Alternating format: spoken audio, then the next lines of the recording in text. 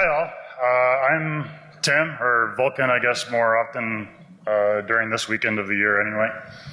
And if you were here to see the CFT, or CTF talk with the last 20 years of organizers, which incidentally is all the years. So we have from the beginning all the way to the ones that are currently organizing it up here on the panel. And I believe the current organizers this is the last one, right? Yeah. So stepping down this year, and every few years the current organizers step down, and there's some process for passing the baton. And one of the reasons that this talk is on the docket this year is to answer questions of people that think they might want to step up and take the baton, and also to have sort of an archival reference for when this happens in the future.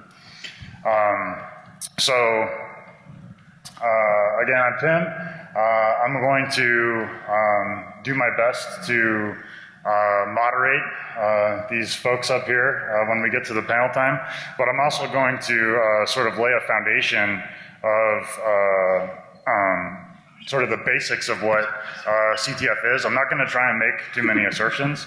Now, I am sort of inherently biased, being one of the organizers for a few years and also being a participant for a few years, but I'll make every effort to sort of remain neutral up here and pass the questions off to our panel of experts here. Now, the talk is geared towards organizing CTF, so I'll do a little bit of explaining about what CTF is, but it's from an organizer perspective, right? And some of us even do CTFs from time to time professionally.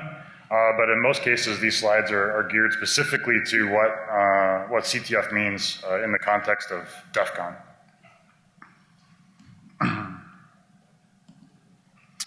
So, what is CTF, right?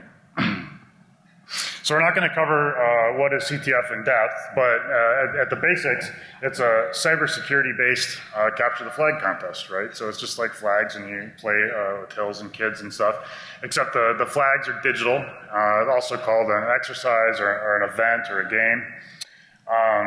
Typically, it's all geared towards demonstrating some minimum bar of proficiency, or ideally some bar of excellence in fields of cybersecurity. So there's different models for organizing this, and we'll go over a couple of them in a bit, but they sort of stress different things. And as an organizer, you get to decide how you're going to stress the different sort of areas of excellence. CTF exercises are becoming much more common. So these days you can almost play about every other weekend if you're okay playing in these remote competitions that happen all over the world. So there's a circuit, so to speak. And there's also a multitude of contests that sort of just tack on CTF at the end, where it's very domain specific, like the social engineering CTF or ICS CTF or something like that. And some of those bear more resemblance to the game that we're going to talk about today than others. But in some cases, this really just means contest. In other cases, there are actually flags that could be captured. So going all the way back to the basics, if we're capturing the flag, we need to talk about like what the flag is, right? Well, it's the thing that needs to be captured, but from an organizer's perspective, that actually has, there's a lot to sort of suss out there. Is it just random text? Well, if you just use random text, then from a participant's perspective, it's difficult to understand whether you've actually found a flag or whether it's just actually random text, right? That's encrypted or compressed or something like that. So it's somewhat difficult to know when you're done and when you found the flag. Also from an organizer perspective, it might result in a lot of guessing because the participants are unsure. So you end up with this sort of denial of service sort of situation where people are just guessing repeatedly, hoping that they found the flag, but they're not really sure. So then the next thing you do is you try and add some structure. You know, it's a certain size, it's a certain format, it has a particular prefix. All of these things sort of limit that space of brute forcing, right? So now you increase the likelihood of guessing correctly for people that do want to guess. You also open the door to all kinds of different defenses, like consider writing an IDS signature for the prefix that you know is going to be there because the flag has a specification. So there's these trade-offs that happen when you even define something as basic as what is a flag.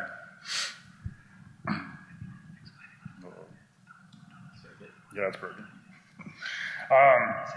So even beyond defining sort of the specification for what a flag is, there's a lot of other mechanics that happen around the flag. So if flags are stolen, you sort of have to prove that you've actually stolen it, right? So you have to go back and assert to the organizers that you've successfully stolen it. And over the years, that has really matured over time from verbal or writing on paper to email to now you have sort of rich-ish web APIs, right? Solid services where there's structure and protocols around how to sort of automatically or in an automated fashion submit flags to web APIs or scoreboard servers.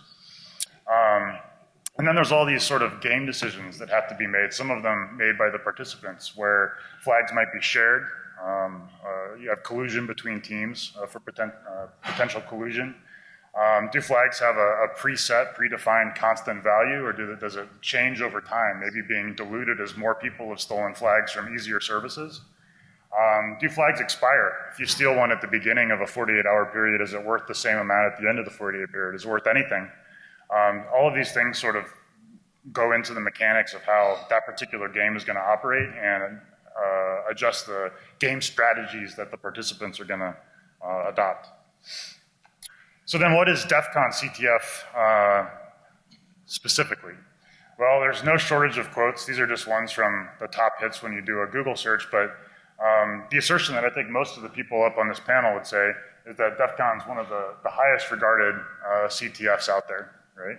And it's kind of grown over the years from being one of the oldest and sort of one of the only to being the World Series or the best of the best, right? So typically the phrase DEF CON CTF, if you hear somebody say it, they're referring specifically to the on-premise version of the game, which starts tomorrow morning, right? At 9 a.m. and goes till Sunday, right? It goes throughout the weekend. So in the beginning, there were the goons, or more specifically, there was Miles, right? And so DEF CON CTF is one of the oldest and longest running. There are some others that have been around for a while, like the UCSB's ICTF comes to mind. But even ICTF is fairly restricted until just this year was sort of academic only, right? And they opened up for you guys, right? So as a pre-qualifier for this year, they opened it up so it's not academic affiliated, but DEF CON's got a long history of being very approachable and very open. And it's one of the longest running CTFs. It's also one of the oldest contests that's still running at DEF CON. So back at DEF CON 4 was the first one. It was just called Capture the Flag, or Network Capture the Flag, I think a little bit later. And it has certainly grown over time. So while this is DEF CON 25, it's CTF 22. Uh-oh. There we go. So if you look at a quick timeline, again, in the beginning there were goons.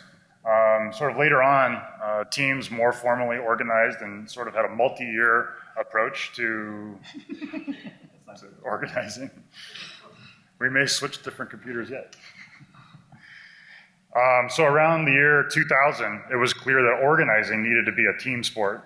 Let's go back one and see. It's less epilepsy. Now CTF, now with less epilepsy. Yeah. Sort of around 2000, it was clear that organizing needed to be a team sport, right? There were other hacking competitions. Hope, for example, had something, but there was nothing that really had sort of the network component, the defensive component.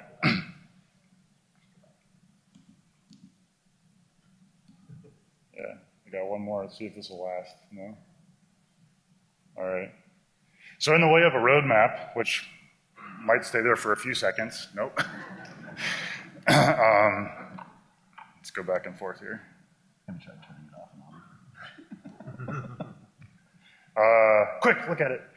So in the way of a roadmap, there's sort of different milestones that happened over the years. In the beginning, hey, Tim, there were. Can I interrupt you for a second? Sorry. Just me. I just wanted to say he's had two problems here that are totally classic. What happens every year when you come with new technology, and happen every year with organizing these contests. we don't know necessarily who's going to be in the audience, what words to use to say, to talk to make things work right, and we definitely don't know what cables to bring. But they do provide testing harnesses in the speaker room, which work fine. It's fixed. You had to go kick the cable, apparently. Oh, it's unfixed. Yeah, there's so much in between here and there. He puts his hat on. Right. Yeah, we'll just skip over it. We're losing people.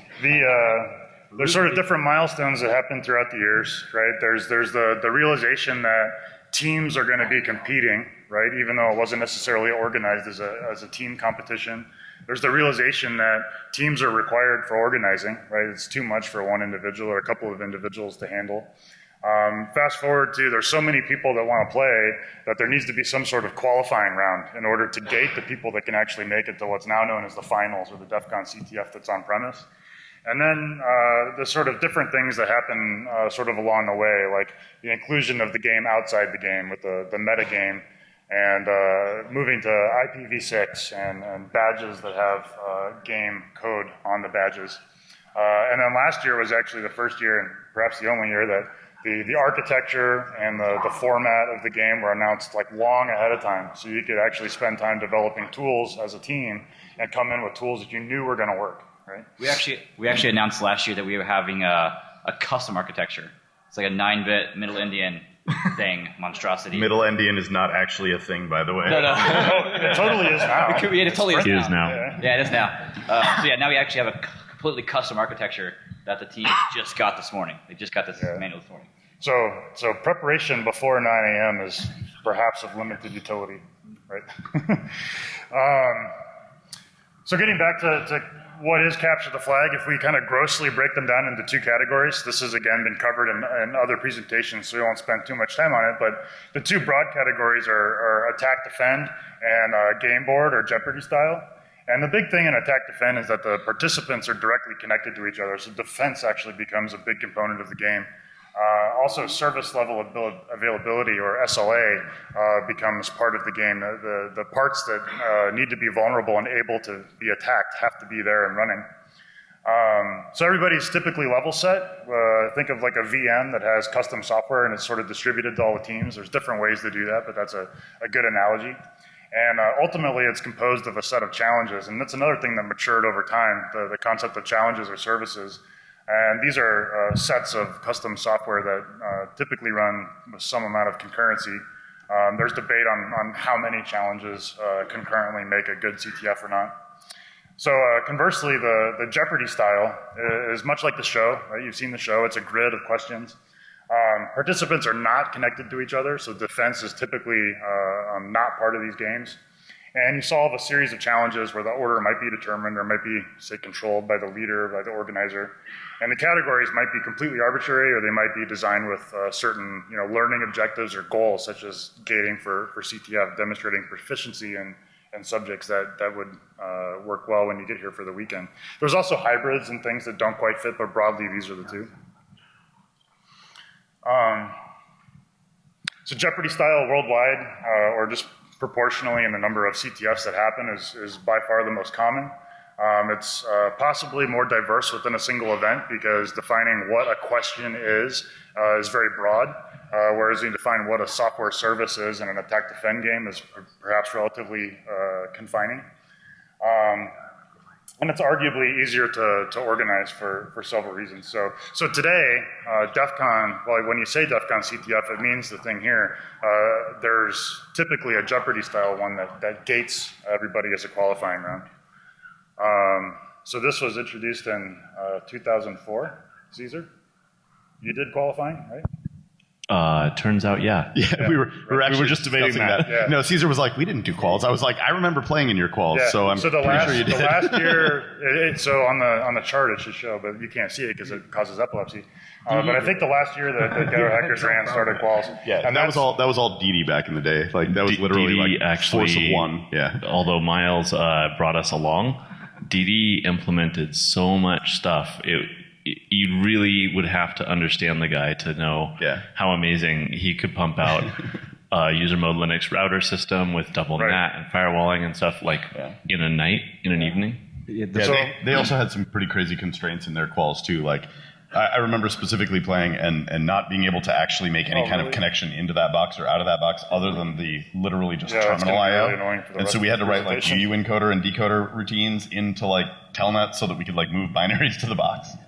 Their first qual was just a race to finish eight levels of a challenge. That was it. Yeah, it was 8 totally questions. linear. Boom. Yep. Yeah, exactly. So we're having a sad realization up here that anything with pictures appears to anger the projection system, which is unfortunate because there's a lot of pictures in the rest of this. So you've seen the board. This is what the board looked like when DD Tech, when Kenshoto had quals in 2006 anyway. And there's a starter question. There's a hint that kind of points off somewhere. Either download a file or go to some web service. And maybe I should try and switch computers here.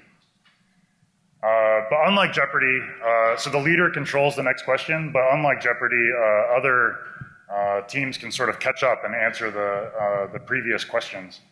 I might just try and switch briefly here.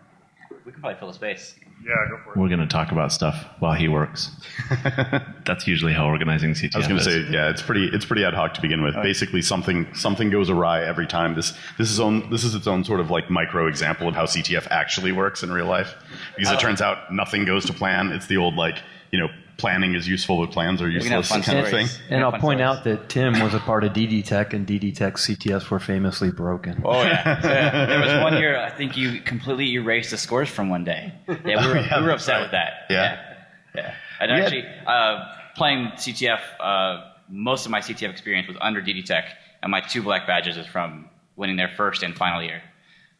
But funny story, actually, we were playing quals, or organizing quals. I once wrote a mock web server with a CGI script underneath it, and the bug was in the CGI script, but all the web script kiddies were like, "Yay, a web challenge!" And then so they started uploading like PHP shells and Python shells, and one team in particular uploaded a Python shell connectback with a hard-coded IP address and port. So I'm like, let me play with this. So I killed it since it wasn't actually part of the game or a necessary part of the game, and they did it again. It's like, all right, this is what's going to happen. Killed it, just immediately started connecting back to them. And then finally got to connect back, and they started typing commands. And me trying to, like, ls, like, slash, and then, like, cat something, like, let me type some other crap. Eventually I realized they were talking to somebody. But, yeah, it's so much, Yeah, it took an messing with amazing competitors amount is of so like, much fun. self-control to not mess with everybody Yeah. else's exploits. Essentially, like people would land stuff on boxes, and like watching it happen, you could like connect to it faster than they could. And so, like, not going and grabbing everybody else's shells when you're the organizer just for fun was actually like a massive, massive self-control. The reason I did it, though, is because it wasn't necessary to land the challenge. Right. So that was actually the year. So I don't know if you guys know GeoHot. He popped the service by figuring out that .bash RC was writable by general users. So he wrote cat flag out to /temp/ something. So he just waited until somebody else exploited it because they were just going to run bash, because when you run bash, whatever. And so he just waited and just saw that file pop up in temp and got the flag. I mean, that's the way to do it. We actually had a whole like sub like focus area that we called the dirty tricks department, which was basically like trying to figure out all the errant conditions in everybody else's exploitation methodology. So like I remember one year there was a team that was doing really, really well, but they were always like their payload would actually cat the flag to a file in temp, and so we could just like walk around behind them and mop up all the flags that they were getting too. Nice. One thing I found that was where was going? Never mind. Are you ready? I'm ready. All right. Want to finish your thought? I don't. No, go ahead. Too much of a thought. Yeah, you're in the middle of your thing. Go ahead. I will say that I walked into the speaker room earlier today with my laptop that's running Linux and plugged it in, and everything worked. And then I didn't tell anybody. I was like, "Oh, Linux," and it finally works. It understands how to do this. It's the year so of then Linux on the I went back desktop. later, and I tried it again, and it worked again. And then I got up here, and I'm like, "Oh no!" And now I have a Mac plugged into the projector, and it's working fine. So I guess it's still not. Go back and show your timeline. I thought that was a good Yeah. idea. You should flip back to your timeline. Yeah, agreed. Oh yeah. Yeah, nobody got to see that. You can go left, right? Yeah, I'm a few slides down now. Great. So now we have timelines with no epilepsy. I kind of went over a few of the parts, and this is by no means exhaustive. It's just sort of like the things that stood out in my memory and sort of it worked well for the slide deck, right? But it definitely has a lot of the pieces that matured over time with the qualifier introduced in 2004. And then the tradition that continues now with returning the returning champion. So Ken Shoto would be inviting the returning champion back for the first time in 2005. And there's sort of these, I don't know, dirty tricks or twists or things that sort of make it hard to come in prepared, right? So like one of the things that this year makes it hard to come in prepared is that it's an entirely custom architecture that wasn't announced until 9 a.m. this morning, right? So that's like a way that preparation is difficult. Some other examples of that going back in 2006, you had to submit keys over DTMF. We were just talking about that too. I remember basically everybody. So we had deployed like an actual, like, I think it was an asterisk. Yeah. And so basically all the tokens, all the keys were just, really big, entirely numeric digits. And so we were making everyone, like, they would pick up a phone and it was like, press 1 to submit a key, press 2 to talk to a member of Ken Shoto. And so basically all the teams had to like run out into Vegas trying to like buy modems and like had to like write their own little like DTMF like, scripts to submit tokens, because otherwise the first few tokens that were being submitted by people, they were like 32 digit numbers, like they were big. And everybody's like, beep, beep, beep, beep. Shit, I fucked it up. You have to physically hang up. Yeah, exactly. And then, and you couldn't submit more than one token per call, so you had to actually hang up the phone and do it again. We had so many tokens, we exceeded the available bandwidth to submit our tokens. We couldn't submit them fast enough. Yep. Yeah, so everybody ran out to Fry's to try and find modems. And which also has like, and like people were like, how do I connect something over serial to my like modern laptop? Yep. Which also has like interesting ramifications, because then next year, like teams would buy out all the modems, just in case. And then we didn't use modems next year. Yeah. Good. They have good return policies. They do. But there's other things that sort of go through the times. Multiple hosts, IPv6. A lot of people were sad face when it was all IPv6, and they had a lot of IPv4 tools and shellcode and so forth. So MSP 430 architecture on the badges, sort of midway through legit BS, and then again this year with the custom architecture. So these are sort of some of the milestones. By no means exhaustive, but as I already said, the one that I want to focus on now is the qualifying round, because that gets into the style of game that's game Actually, board before style. you jump off that slide, can I like mention one other thing? Yeah. I think there's an interesting pattern that's shown as a result of this slide, which is the like burnout cycle of hosting CTF. If you notice, almost all of those are the same-ish, like maybe off by 1 year here and there or whatever, because the just Herculean level of effort that goes into creating CTF in general literally causes like internal drama and burns out teams over time. It's a second job. Like, It's literally, so like as an example, during Ken Shoto CTF, we had, full-time jobs and actual real life stuff to do besides, CTF, and then had an 8-month development cycle every year for CTF. And by the end of it, we were just like, nope, not doing this again. How many hours a week did you guys work? Oh my God, it was literally a second full-time job for almost the entire team. Wow. We had Didi, so we went like 4 hours a week. I know, right? And he worked. You guys were like, Didi, go do a bunch of stuff.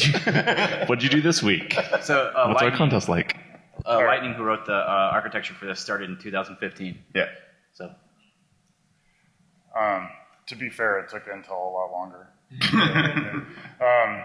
So if you kind of fast forward, the previous slide showed a Ken Shoto board from 06. Here's another one from 08. I think maybe even the same code or the same style was used in 2007. It looks very similar anyway. But you can see that the board is sort of staying the same, static, as Ken Shoto evolved. You do get to define sort of the areas of excellence and the categories. There's an aspect that the organizer will have to decide of how approachable do you want the open qualifier. Anybody can sign up, right? So how approachable do you want it to be for novice players? So typically that's solved with sort of a trivia category and also the lower point value ones where they're very approachable to approachable enough that for all the years we hosted it, the Trivia 100 had the same answer. It was. There you go. It was literally hack the blank, blank the planet, the last hack Which we can. And our last version was blank. Yeah. Yeah, they submitted a version blank, and people just submitted hack the planet. Yeah. We actually have a baby's first category now. Yep. So it's all like baby's first heap exploit. Yep. Cool. So through the years, so here's the next set of organizers, DD Tech. Obviously a different look and feel, but very similar, Really? very similar semantics. It's still Jeopardy, it's still categories. You're still choosing the area of excellence, so to speak. So it's when you go around to other talks, it's sort of all the same things, right? Crypto, cross-site scripting, buffer overflows, heap overflows, right? The box is open to any of the security related fields. And then the current organizer, right, have a slightly more Japanese game show, right? This is one of the earlier ones from 2013.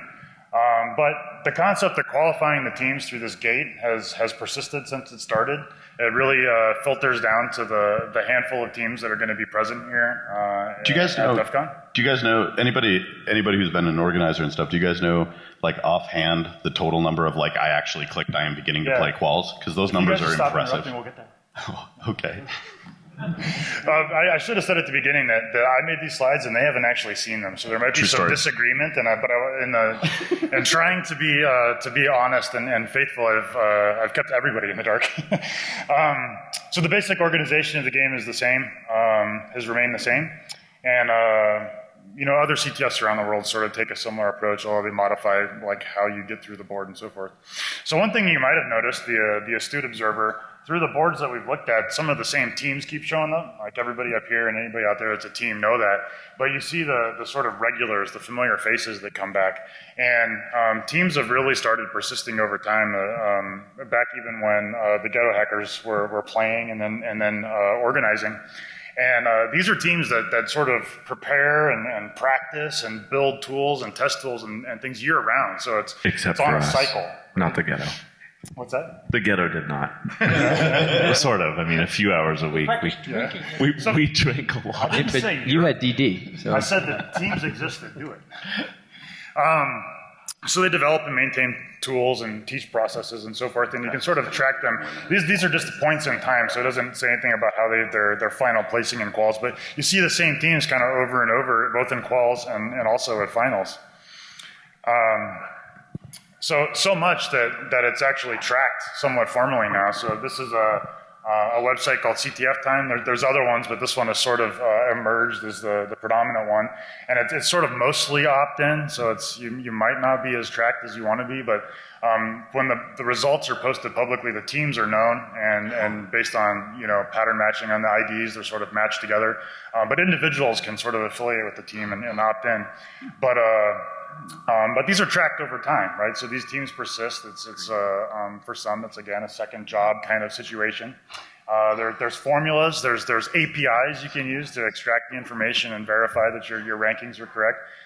Even so, still subjective, right? Somebody's still saying, oh, that CTF was harder than this one by some metric, right? And the formulas still have to be plugged in. There's still interesting opportunities for cooperation and collusion and what happens when you switch teams and all that sort of thing. So how many will participate? Right? So we go back to the timeline, and you can see in the bar graph, I don't know if you can read the numbers very well, but the largest bar is 414, and the smallest bar is 162. I didn't have numbers from the early Kenshoto days. Yeah, I don't think we do but either. I didn't have them, and then I couldn't find them. So, but you can see there's a bit of a trend line, right, in the teams, and it's important to know, which I think Vizzy was getting at, is how many teams are actually participating, which is vastly different than how many teams registered, right? So I think last year there were 1,500 teams that registered, I think Vito said.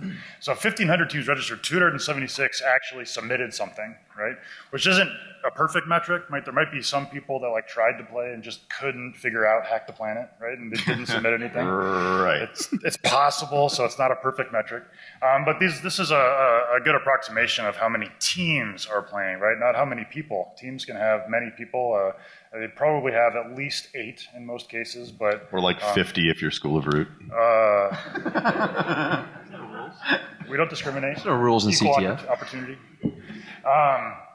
So you can see it trending up.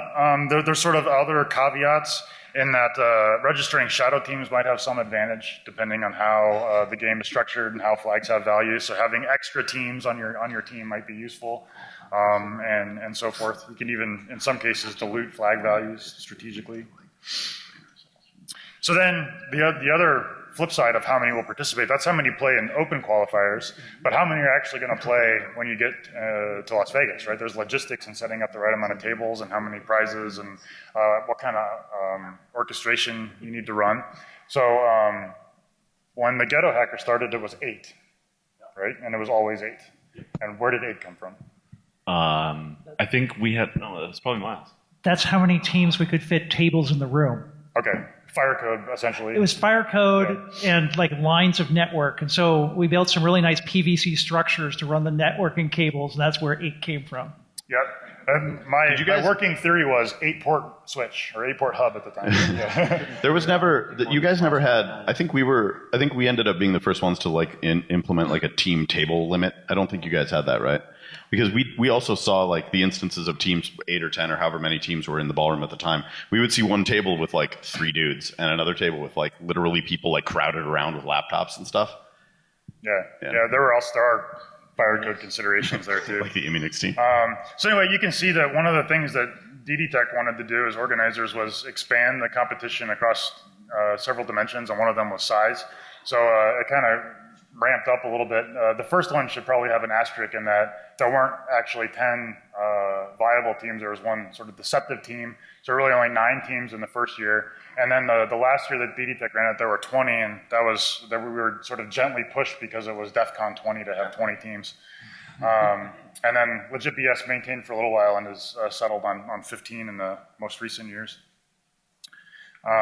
So how many teams you'll support is another question that you'd have to ask as an organizer. All right, so this competition, once you get to Vegas and these 10 teams or 15 teams get here, how are you going to implement this attack defend game, right? So fundamentally, you're going to be concerned about scoring. There are 4, I don't know, here there's 4 basic components, but there's going to be basic building blocks, right? There's offense, there's defense. If you have defense, you probably need some amount of SLA. And then there's this concept of like other points with like bonus points granted via breakthroughs or other stuff. So offense is going to be stealing flags or corrupting flags, right? You can like take one or you can burn one or whatever. And these have to be combined in some way to come up with a score that you can then use to declare a champion, right? So score might be offense times defense times SLA. That has pros and cons, right? If any of those is 0, your total score is 0, so you can drive to 0 real quick. So if you have no offense, do you get no points? If you have no defense, do you get no points? Maybe that's the kind of game you want to run. I don't know. Maybe you do more of a summation, right? If you add them all together, now a 0 score in any one of them doesn't drive you to 0, but it also doesn't have that big of an effect. So you can have slightly more complex formulas where SLA maybe is the multiplier, meaning you have to allow your opponents to play in order to score any points, right? If you have 0 SLA, it means nobody can attack you, nobody else can sort of play the game. So you want to encourage the game to be played. And then these need to work over time, right? We have the concept of rounds. You're going to play all weekend, so now this has to be added up over these fixed or variable length 5-minute, 15-minute rounds, whatever. So now your round score is the summation of these. The round score is the formula and the game score is the summation. And then you might have multiple services, right? These concurrent services, these 10 vulnerable things that are running on your host that need to be added together. So maybe you end up with a formula that looks like this down at the bottom. And this is by no means like the right formula or even one that'll really work well, but you kind of get the idea that there's some mechanics that go into devising the formula that you need to have the score. And there's value in having this well-defined ahead of time. Many other methods. Once you even have these formulas figured out, you need to measure it all, right? So you have SLA. So this might be a port scanner, but now they're like much more robust polling, right? And that's very service specific, testing different code paths. If a flag is corrupted for offense, the organizers need to tell somehow. There's a lot of sort of game strategies around sort of permanently overriding other people's flags and things like that. So modern CTFs employ custom kernels and hypervisors and traps and all of these things in order to detect that our override has happened. Similar protections for reads. And then defense is sort of the absence of offense, right? You must be doing good because nobody's successfully attacking you. So none of this is set in stone. Every year there's new opportunity to revise and come in with new scoring methods. There are more questions here that will need to be answered, right? Will there be bonus points? Will the scores always increase? How important is offense and so forth? Some of the important parts about what you're saying, like some of the formulas he was just talking about, if I turn off my computers and start hacking, then the game's over, right? It's no fun. It really is difficult to convince security people to do blue team when they're here for a red team contest. That figuring out how to game things has been the evolution of the game, really making it fun. Absolutely. That's the whole dirty team. tricks department. Yeah. I mean, we had dudes like basically going and like, so when we were playing, our dirty tricks department was doing stuff like, we had a guy that did physical pen testing for a living. Like he was the guy who talked his way into data centers and did all that kind of thing. And so he had like a high and tight, he was, ex-military, whatever. So he'd roll around in like camo and like, camo pants and like a, DEF CON regulation black shirt or whatever. And he would actually like never ever talk to us. We would send someone away from the table to like make drops and like meet with him. Who he was rolling around doing things like brushing a CD off, like brushing burned CDs off of someone else's table, and he had like duct tape rolled in a loop on the bottom of his shoe, and he would walk with a limp so that he wouldn't like stick it down, but like a camo guy walking with a limp, like, no big deal. So he would literally go by tables, brush CD-ROMs off, stick them to the bottom of his shoe, and walk away with them. Okay. Yeah. There's many corollaries to that. So these services that are running concurrently, you need to define how much you're going to define them, right? Is there a spec for this? Like what kind of a box are they going to fit in? The more of a specification you have for a service, the easier it is to automate and to test and deploy and to redeploy and to rebuild and also to outsource, it turns out, because if you have a spec, you can tell somebody to write against the spec. If it's an open box, you might come back with something that's really hard to organize around. But lots of decisions about how many you're going to run, what's their point value, and so forth. You need to decide how teams are going to interact with the infrastructure, so they're connected together. There's some way that they're interacting with each other, but they're also going to have to interact with all of the bits and pieces that you've assembled and created. Will they operate their own defended host? Is it a VM? Will they route through the table? Right? Do they have an uplink that's on the table? Do they get a tap? Is the tap delayed? And so forth. There's lots of decisions that have to be made about how the game is going to be represented and how it's going to be interfaced with.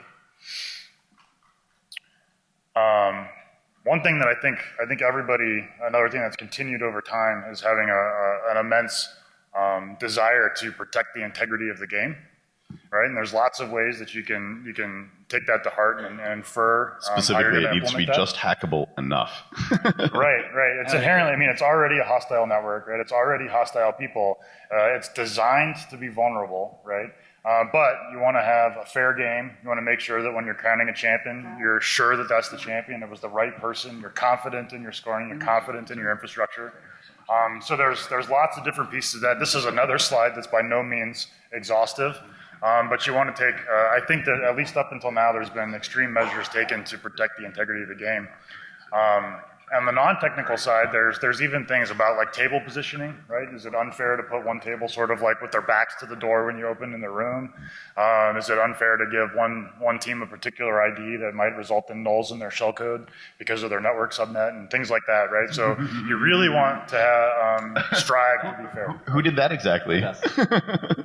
So when we designed that custom badge you mentioned, unfortunately, we gave index numbers to people who placed in our qualifier, and PPP got first, so we gave them the 0 index. Unfortunately, the 0 index was not exploitable on the RF network. So that's one instance. Like everybody's got their instance. Oh, for sure. So plan for failure, right? Like in this case, bring a Mac that also can do your presentation. Then this is the kind of thing where I'm sure we can just go down the table and everybody can talk about the different failures, but one of the failures that happened in this picture, I'm pretty sure this is the right picture, was a sort of a central scoring database had a hard disk just totally tank, like right in the middle of the competition, right? So you have to have ideally some resiliency, some like failover, some backup plans, right? Like the sort of the game must go on mentality, right? So what will the rules be? So I think typically, historically, the rule is no physical attacks, right? And this is really to keep people from physically being hurt, right? This is actually there, and I think there's good reason to have that there. Don't cut our cables because we had to do that. Like that would cost us money, so don't cut our stuff. Yeah, so there's other things, right? There's no Those physical were not the attacks, and rules then when we played. it sort of expands into things like don't mess with the infrastructure, right? Don't destroy personal property, right? Don't toss the team. Messing with the infrastructure used to be like part of the game. That a long was the time ago. game. That was the game. That was a long the game. time ago. Well, this is why We hacked part of the scoring system one time, and basically, like, I remember, I think it was Didi that came up to the table, and he's like, "That's really cool. Knock it the fuck off." Like, Did you receive bonus points for your effort? yeah, definitely. I mean, that was always the thing, is like, you kind of want to reward people for doing something novel and new. I remember the year that we had, again, sort of the de facto rule, like, don't cut cables, right? Because obviously you could walk around with a razor blade on your shoe and like cut cables all day long. And so one of the things that we had said was, basically denial of service isn't actually that cool, right? So like, do something cool. And if you're trying to do something cool and you mess it up, like, okay, we'll have a little bit of forgiveness and like, it'll be all right. So I remember, I think it was School of Roots Captain John Boss comes up to me and he's like, "So Vizzy, we were trying to do something really neat. I was standing, kind of the tables were like this, and actually this was a lessons learned, but we had the sort of ring of tables for the people running, for Kenshoto in the middle, and the tables had skirts on sort of both sides, like the hotel does. And so we're standing there next to the table." You remember this story now. Yeah. Right. So we're standing there, and this was actually the DTMF year. So we're standing there, and he's like, "So what if a friend of mine theoretically was trying to do something really cool, but kind of messed it up, and now maybe a team needs a new cable?" And I'm like, "What'd you do?" So he's like, "Well, you see," and he lifts up the skirt of the table, and there's a dude underneath our table, like right next to me. And he's like, "Well, we haven't been able to get him out for like 2 hours because we managed to get him under there to try and..." So they had gone and bought a 900 megahertz phone, and we're trying to wire it into one of the other team's POTS line to literally broadcast whatever tokens they were submitting over like 900 megahertz analog. So they apparently messed up splicing it in, and like happens. But then they also couldn't actually find a window to get the guy out from under our table covertly. And so he had been under there for like 2 hours. And so like John Boss lifts up the skirt and he's like, "So we've got this dude under your table." And I'm like, That's about it, right? Something like that. Oh yeah, there he is. Yeah, man. So basically, we were like, "Yeah, that's actually really cool, like, and well played, like, on getting people under our table." So we just ran a new line and didn't cause a problem. But basically, that whole dirty tricks thing, like messing with the infrastructure, definitely was part of our game. And totally unrelated fact: when infrastructure moved to dedicated rooms that may or may not have been in balconies, the rooms locked at some point. But the balconies didn't. Yeah. Yeah. Who was it that climbed across from one of the balconies to the other to get into the Kenshoto skybox one year? I think that was School of Root 2. Yeah, I don't remember. We're talking about cultural influence. Actually, right before the talk, there were some bits of culture that are missing from the slide. So again, this is sort of an incomplete slide, but culture is interesting in that there's a lot of barriers, right? Especially as this becomes an increasingly international competition, right? There's teams from all around the planet that play not only in quals but also in finals these days. And there's clearly the language barrier. There's clearly a popular culture, like the hacker movies from the 80s, like some of them weren't as internationally as popular as others. So like those questions don't resonate as much, right? And those sorts of things. Time zones and holidays, right? Like there's different things to try and keep in mind. They tend to show up during trivia and question starters and things on the right-hand side, just generally when interfacing with the teams and when designing services that have ASCII protocols, right? And the words sometimes have meaning to different cultures. There's also the culture that's influenced by CTF, where the community sort of leaves its mark in various ways. So generals and producers and actors and so forth actually come through and visit the CTF room and want to have sort of like their own individual briefing and their own sort of explanation. And you have no idea what the ramifications of those conversations are going to be and how that sort of spirals out, right? So here's a team mentioned, School of Root mentioned in the HBO show. Another sort of thing that needs to be approached by the organizers is how are you going to engage everybody, right? Not only the participants, but also the folks that are walking around and the average human attendee.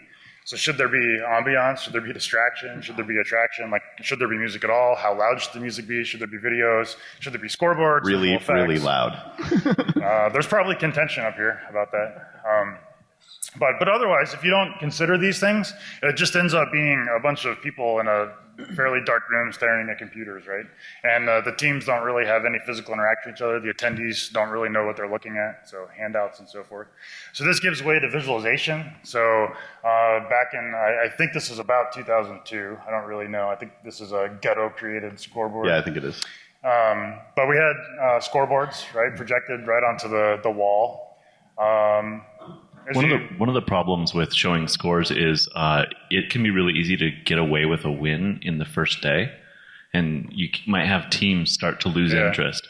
And this is part of, do scores always go up? This was part of, this is a zero-sum game, and you can see the teams on the bottom have a little bit of a red bar, and the bigger green bars are the top games. At some point, you're trying to keep people interested, even if in reality there's no possible way they can win anymore. I don't know if it was us who started it, but so the first day we show scores, live scores. The second day we only show relative positions, and then finally the third day we just play back the previous. I think there were sort of a refinement process on that. We had something where, like, I think for the last 4 hours we didn't show the scoreboard, something like that too. Yeah. Yeah. I think everybody has their own variation on that theme. I think you're a little bit more extreme than has been in the past. So here's some boards kind of through time. Here's a Ken Shoto board with the ordering and the team relative placement on a line chart over time. A little bit later, still a very similar scoreboard. Even later in the Ken Shoto time, we still have a similar scoreboard, but it's also rotating with ones that have I guess innovative in some sense, like showing different types of information. So the one down in the corner is kind of showing what's left on the table. These are the points that are still sort of up for grabs, the services that need some more attention. If you open your data, you get visualizations from others. So here's some quals data that was taken by some sort of non-organizer folks and graphed over time. And it's sort of easy in different types of visualizations to see how the scores progress. So here you can see relatively quickly a lot of teams spike up, and one sort of is in the lead for a long time, but then there's still a relatively dramatic come from behind a few hours before the competition where the red line cuts up. So this, it's quals, so it's a little bit different, but this is an example of that come behind scoring that you'd like to embody in the game if you want to encourage the availability for a come behind. There were also teams that were like fairly heavy into like using their lead psychologically during the game. Like there was a certain team that spent the last 2 hours of CTF one year very, very publicly and very sort of flagrantly having all of their people just play Guitar Hero. Mostly just as like you don't even need to try anymore because we've got this. Whenever we say a certain team, we mean Chris Eagle and Squad Root. Pretty much every time. Just so it's clear. A certain team is always them. So here's a new organizer took over, right? The scoreboard is still relatively basic. It's displaying the same sort of information.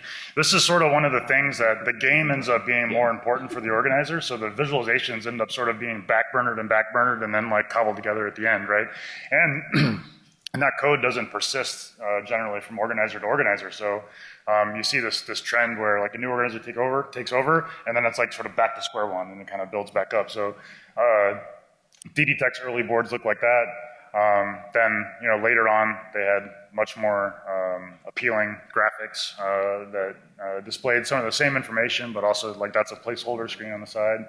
And then in the end you sort of see the more appealing side and some attempts at trying to display types of information that are kind of hard to consume, like the bubble chart where it shows team versus team action. This one is particular in the number of writes per service. So that big blue circle is showing that like one team is like massively overriding on one particular other team instead of evenly distributing their attacks across. And then like laser gadgets and stuff like that. And then another new team takes over.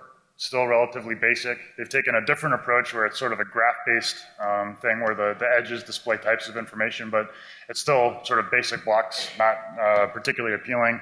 that So live. advances over time, sort of similar It's live. information, but much more appealing. I was saying the dots going across were live. That was our first iteration. Now you just saw the next one. It got much better.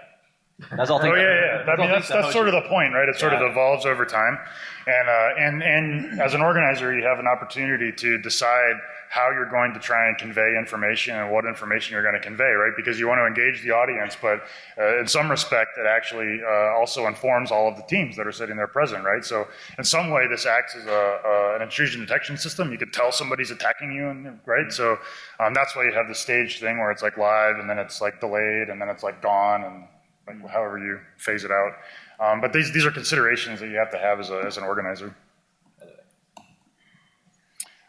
So then there's I'm just going to rip through these pretty quick so we can get to questions. There's the expansion into physical space. We talked about this a little bit already, right? With the going into the custom badges that are actually scoreable. The metagame. Lockpicking is super common in lots of CTFs, like as a physical aspect to get to your passwords or your keys or start the game or whatever. Another physical thing that was tried as a service that was in the game actually controlled physical things outside the game. So like this was the robotic chicken fight. That was a service in 2011, and it was sort of an ancillary to the slide. One of the teams actually went out and got like game controllers and had an adapter interface to the service where they could actually automatically exploit the service and then control it with their PlayStation 4 controller or something. Interesting things, right? So tradition.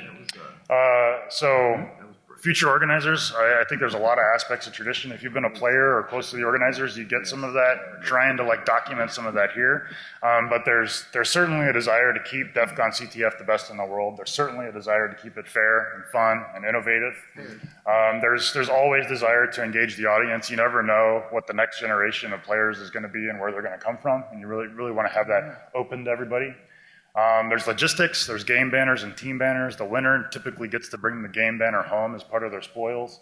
There's swag, there's t-shirts and stickers and so forth.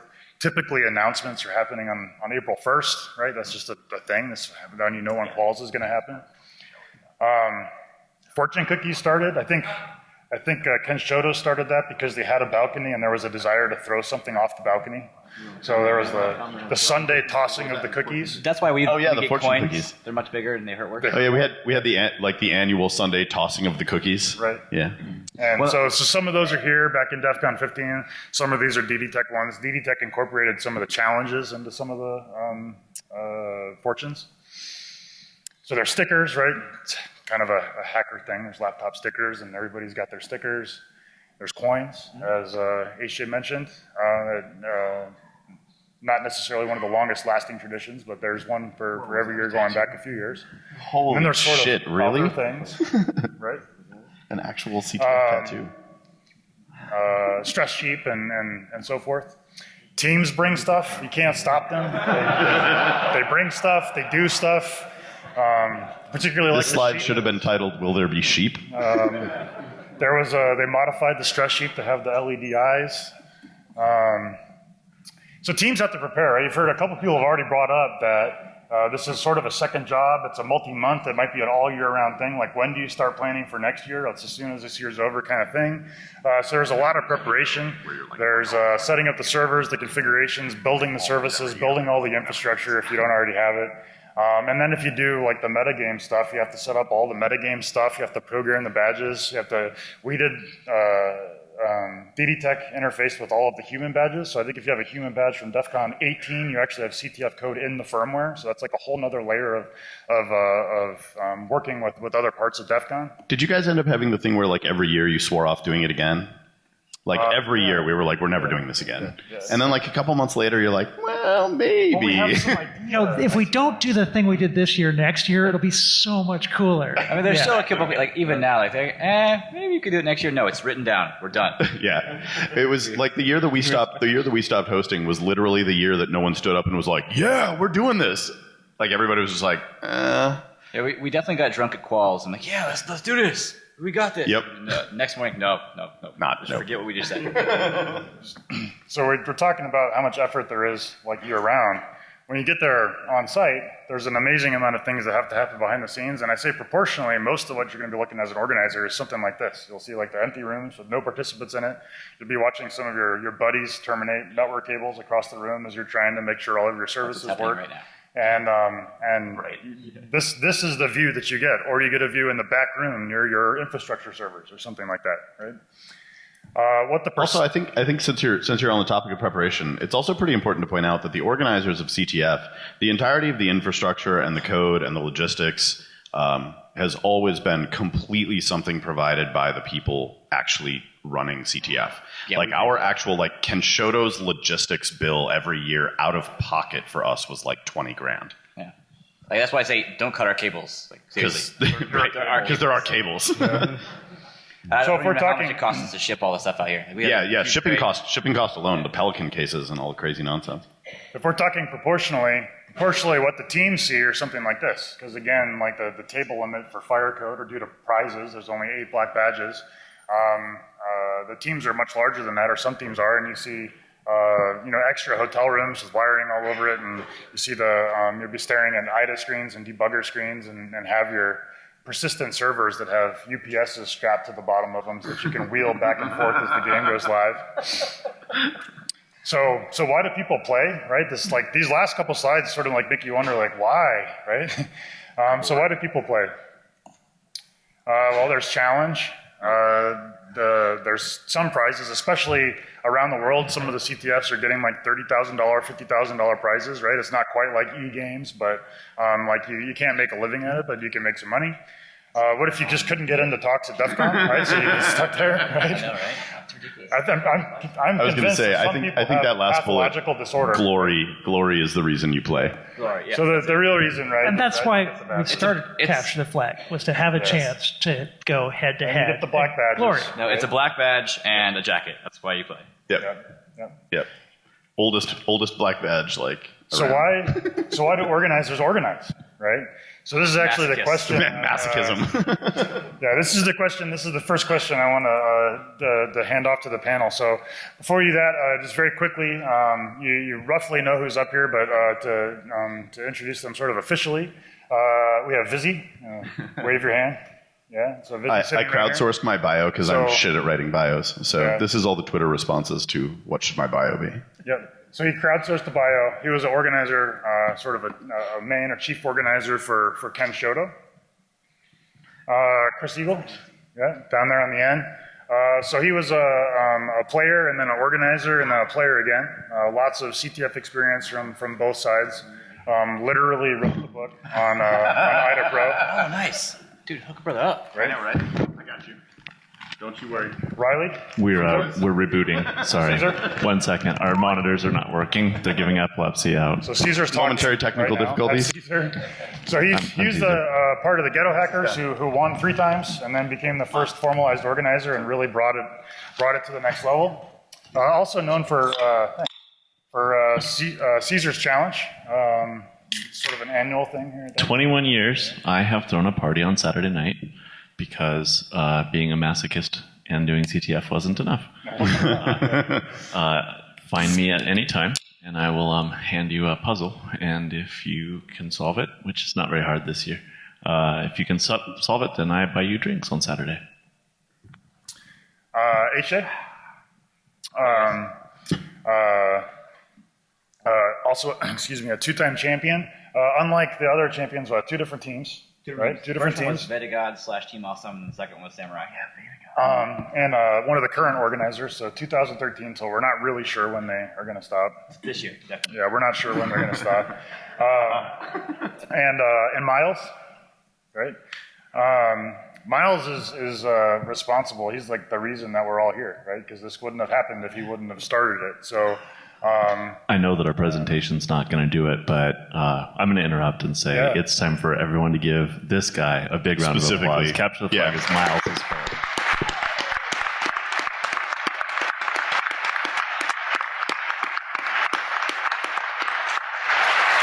Hacking is basically a modern watchable sport. I mean, there are Twitch feeds now for this kind of thing, right? And mostly it's all because of the bucket that you started kicking. And with that, I'd like to kick it back off. And I think the first question will be, so why do organizers organize?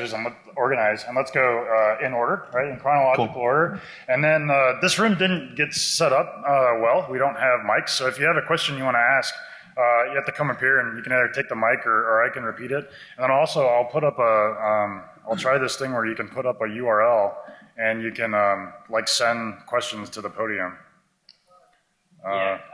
We'll see how that works. I would not trust a single person in this room for that. Yeah, it goes through Google stuff. So Miles, why CTF? Yeah. Why organize? Because there wasn't a way to figure out who was best and not practice out on the live internet where the con would get shut down. And that we forget that So you're saying it was harm reduction? Harm reduction for the public. Totally. And you forget that at first I went by a NIM because I was seriously worried if my employers heard about capture the flag, I might be fired. And I worked as a security guy.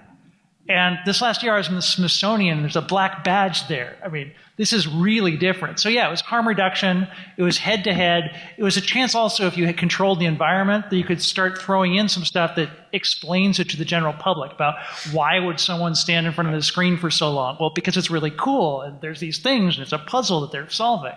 So it was clear to me that we needed something with a bit more showmanship and also a chance where attackers and defenders could go head-to-head, and that it didn't break the rest of the network and throw out the con.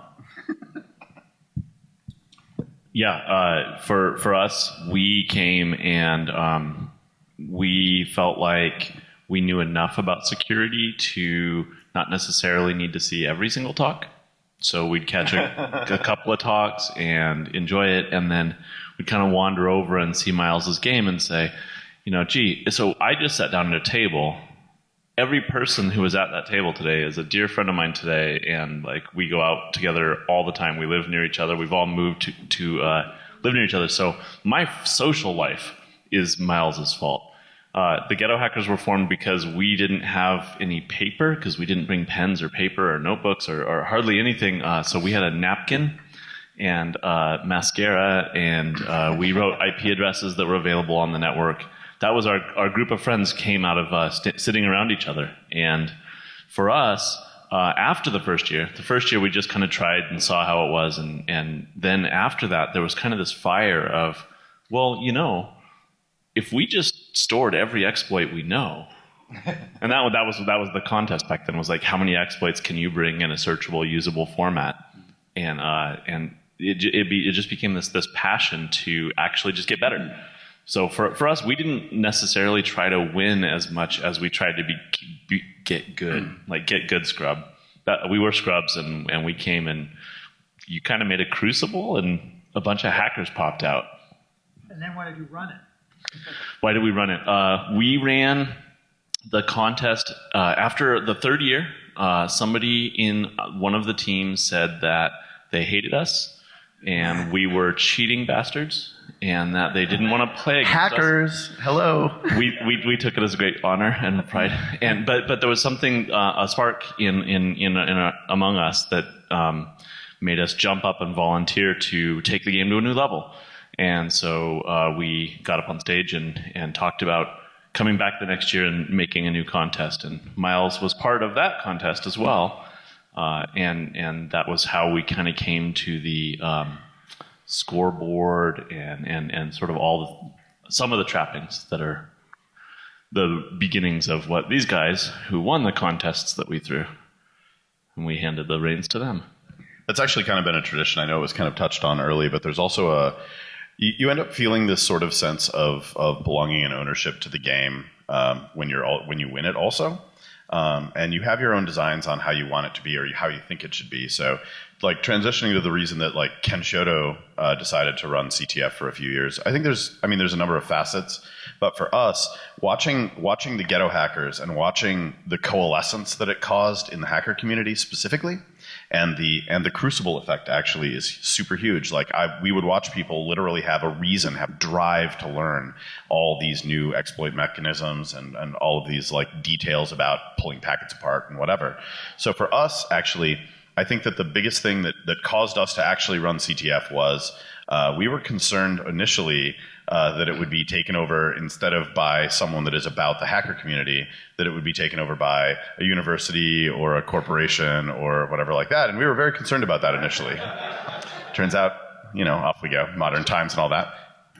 But the other reason that Kenshoto stayed in the game, the reason that not the first year, but the reason for the years after that, was we really felt that it was sort of an unmeasured resource, right? So as an example, in our game, we were sort of one of the first people to be like, don't bring any of those exploits because they're not going to work, because it's all going to be entirely custom software with challenges that you have to reverse engineer and exploit and land payloads against, like in that weekend. And for us, that was it was really important for us because we felt that was something where people hadn't stretched far enough yet. The bar wasn't high enough, and we felt like we wanted to continue to be able to push that higher and higher, so that eventually not everyone was making it. So as an example, actually, there's also what do they call it? I think they renamed amateur CTF, but it's called something else now. CTF. There's several now. Open CTF, right? Of course. Project 2. So, several, yeah. But like that Subtle- as an example, subtle humble brag there. No, yeah, right. But that essentially formed out of the fact that we tried to push the game into actually measuring the real red line of what people were capable of in a weekend, and that really drove us for the years after the first year that we hosted. The first year was because we were super concerned that it was going to become this like corporate sponsorship kind of thing, and after that it was because we thought that the performance that we had seen warranted further measurement, higher and higher. So. And that is a perfect transition to hand to Mr. Right? Spooler. Because we had a lot of the same reasons. So we had played in Miles' game, we played in Caesar's game, we played in Vizzy's game, and we loved every iteration. I teach, and it turned out that the game, as it evolved, was a great microcosm of the security space in which to conduct teaching and learning. My students got really excited about it, so we loved the game as it was. I loved the game the last year we played with Ken Shoto. And when they stepped down, we were also very worried that some company would come in and commercialize this thing. And we looked around and would say, well, who's going to run it? We couldn't imagine who might run it. That's exactly. I think there was one other team that might have run it. We didn't know what they would pitch. So we made our pitch. I think another team made their pitch. And we basically, but you lost. Our pitch was basically, if you don't give it to us, it's going to suck. Ours was, if you give it to them, it'll suck. And we really liked the game and wanted to see it continue in much the same vein. Of course, it didn't occur to us that we then wouldn't get to play for 4 years. And then Playing is way more fun than why running. we kept running it was more or less, well, we screwed that one up. Maybe it'll be better next year. I think we might have got it. We got it close to right the your fourth last time. year was good. Yeah, we got it close to right the fourth. It actually started on time. And, Did? You didn't delete all of our scores? Yeah. So Chris, before you stop, Chris, how did it change your team's experience, your school's experience, to go from playing to running it to playing? What do you play differently because you ran it? no, playing to running is a really tough thing. So it's an entirely different mindset to become an organizer, right? So yeah, if you're doing vol dev type stuff, and then now you've got to turn around and write it. You got to write with an entirely different mindset. Writing a challenge is no easy task. It's easy to put one bug in the challenge of a very specific nature. It's a little more difficult not to put other bugs in that you didn't mean to. Yeah, it's really hard to write secure, insecure code. Just exploitable enough. Yeah. And how many of you have found exploits in code you were adapting? Because I know I was finding exploits out there. It's like, wow, that's been vulnerable since 90. And We actually had two challenges that literally just incorporated a library that we knew had an ODE in it. Yeah, and we wrote challenges like that too. You take things from real world and you try to bake it into this challenge. We didn't want to drop mountains of software like, okay, here's Apache, find the ODE. Which was easier, 10 years ago. But so everything was pretty stripped down, and you try to build the bug you want people to hit, and you try not to have other bugs. So from running to organizing, that mindset was hard for some people to adapt to. So we did lose a lot of people actually from the playing side. That's what they want to do. They want to keep on playing. I don't blame them. But yeah, we were a much smaller group when we during the time we spent running it. That tails into another question. This thing's actually working, so we're getting questions that are coming in. So you want to answer HJ, and then I'll follow into the next question. I think short and sweet was anything you can do, I can do better. We played text game and got 2 black badges out of it. Sorry, we played their game, got 2 black badges, and saw what they did, and knew how we were assholes and how to beat ourselves, and decided we could make an interesting game. Masochism. What's that? I was just going to say it all boils down to masochism. Yeah. Like we know how, we make people upset about how we beat their defenses. But anyway, so yeah, same reason. Like we played their game and thought we could do better or do things differently and take it in an interesting direction for the community. So. And they've done an amazing job. And I will say that one thing as an organizer, the only thing I'll add is the only fun you can have in organizer is trying to fuck with the players. Totally true. Absolutely 100% So true. whether it's a challenge you design or some new twist, the badge challenge, the custom I really art, still get a kick out of challenges that were actually purposely not actually exploitable. There was a bug, but it couldn't be landed. No, that's ours are always. You thought there was a bug, and now you want Except to for say you were fucking PvP. with the players. What's that? Yours are always exploitable unless your index is 0. Oh, that was an accident. For one team, yeah. For one team, yeah, it was exploitable. So the follow-on question, which perhaps I'll ask Chris first, since you already kind of started answering it. How big are the organizing teams? And you can sort of take that with the transition from player to organizer, and everybody else can answer it. Well, we went from about 900 players down to you probably a core that topped out around 10. But there was even a subset of that was a little more active. But for the 4 years we ran it, we're around 10 as well. Kinshota was around 8. We had a couple of outside contributors. Yeah, but composed is between like people who write challenges, people who organize. Like Guy, who's actually the head, he's more of like having to deal with DEF CON stuff. We've got one guy who's just an amazing network guy. No joke, he is the person that Cisco calls when they can't answer a problem. Not even joking. Yeah, we were as many as 14, but we did, we made movies, we did all sorts of stuff. But it was really only, I think, 6 or 8 people that were the core of our team. You were one. Yeah. Okay. Miles was the There was one. Army of one. And at the end, was it still one, or you drawn into a couple of people at the last couple? It was 1, and that's why it was time to hand it on. Yeah. You lasted longer. You're a good man, Charlie Brown. So it turns out that this thing allows you to vote. So there's actually like most popular questions. What is the most unexpected way someone solved the challenge? So there's like an intended path, and then there's like unintended paths. So there's a lot of it. they used a free BSG jailbreak to get out of our jails. Yeah. But we watched them do it, and they were so inept when they got out. Yeah, people bringing Odays and then completely messing up using them correctly would be it's a good one. My favorite one was I had managed to, let's see, Quake was the hot game in DEF CON 4, 5. So I managed to talk id Software into donating Quake licenses to the Capture the Flag contest. So I had Quake servers and a couple of stations set up so that people could play Quake, and then I got free video games out of it. So all good. And so someone came up to me and said, we have denial of service, but it's not on the network. We can attack the Quake server, and one of the people gets so pissed off, he goes over and reboots the machine, and that causes it to reboot so we can run our RC script. I said, go for it.